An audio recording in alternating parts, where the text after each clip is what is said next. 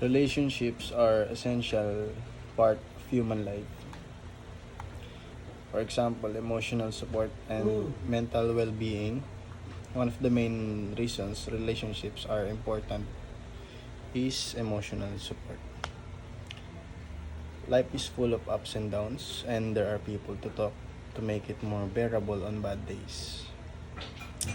Nakakatulong yung relationship sa pag-reduce ng stress, anxiety, loneliness through comfort and understanding. Personal growth. Importante din to sa personal development. Relationship interactions with others make a person learn more about themselves, strength, weaknesses, and aspirations. Close relationship bring a need for growth and adaptability as well as improved communication and problem solving skills. Happiness. Siyempre yung mga tao human social by nature.